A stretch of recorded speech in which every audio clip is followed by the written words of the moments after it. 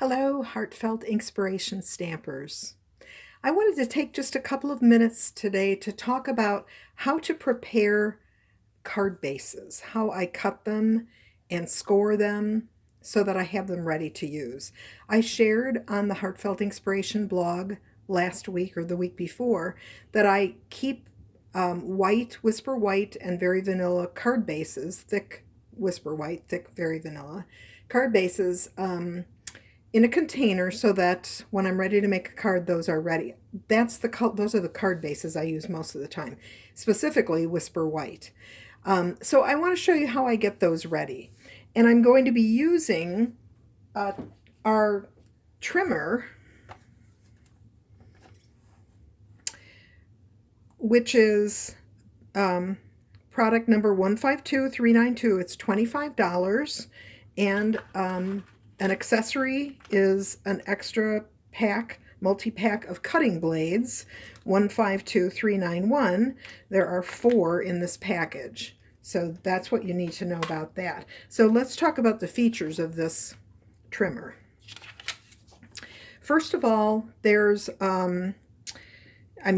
this is not unusual, but we have measurements across the top and going down.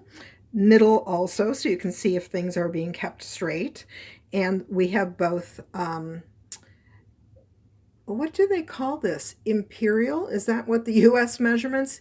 Regular, what I would call inches, and metric. Okay, so both are on this trimmer, and the markings are underneath some clear plastic, so they're not going to get rubbed off.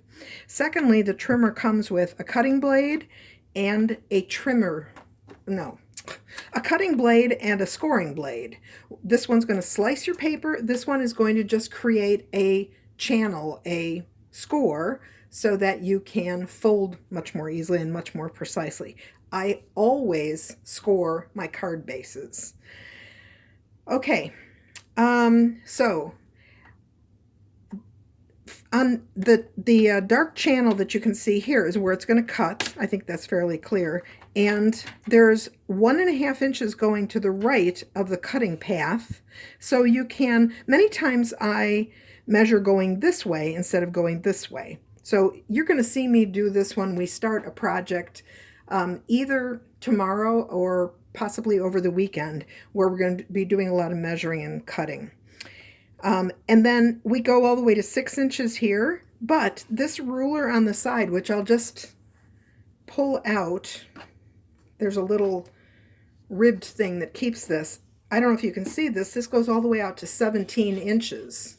So that's a huge cutting width if you want to use it. One thing I did not realize until I was just cutting something today is that the edge of this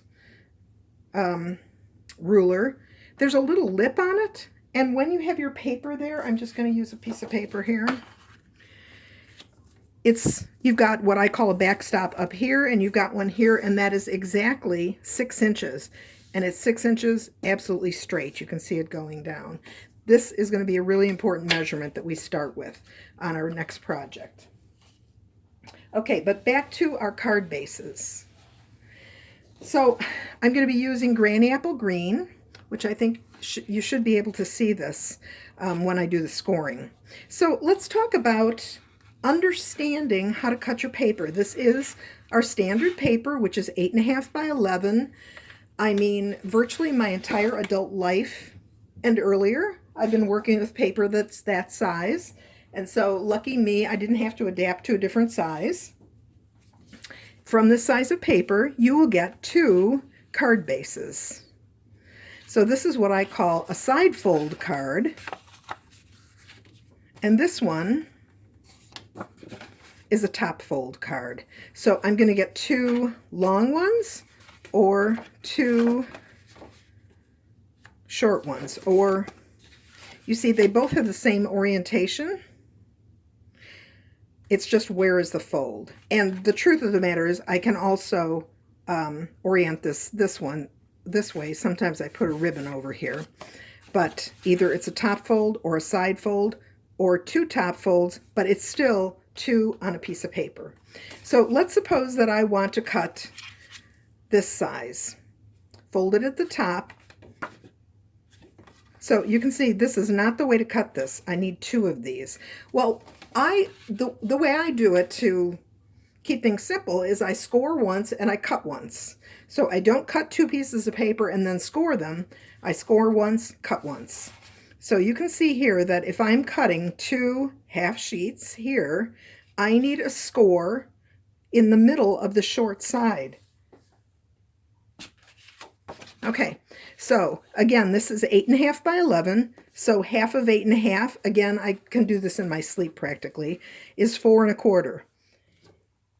Here's my 4, here's my 1/4. And I want to move that paper all the way up to the backstop so that it's straight.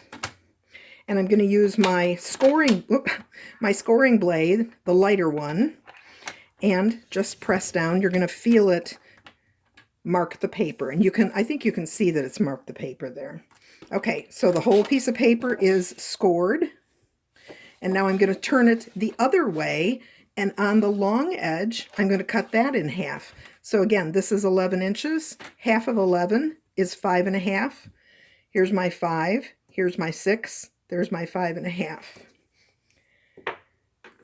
When my grandson is cutting stuff for me, age 9, I put a piece of painter's tape where the cutting needs to occur so he doesn't have to keep looking at it. Okay, see? 5, 6, 5 1/2, and slice. Okay, so now I've got 2 card bases scored and perfectly in half. Okay, so now let's make the other direction. So this is a top fold. So in this case, we're cutting in half on the 8 1/2. So I need to score on the long side. So again, the halfway mark in 11 is 5 1/2. Right there, and score. And by the way, when I first got the paper cutter, I thought there was a magnet in here. There's actually just a little bit of a catch down at the bottom, so this thing's not flopping open when you're traveling. Okay, there's my score. So I scored on the long side, half of the long side, and I'm going to cut at the halfway point of the short side. Again, 8 1/2 wide means my midpoint is at 4 1/4. 2 pieces of paper, the same, scored at the same place. And if there's one thing Peter likes to do, it's to use my bone folder, so I had to give him one of my spare ones. So you get a nice crisp edge on there. Okay, so that is preparing card bases. I will file these. My colored card bases I store in my paper drawers, but my white and vanilla, I have a separate place for those. Okay, Deborah Bergen with HeartfeltInkspiration.com. Thank you so much. I'll see you again.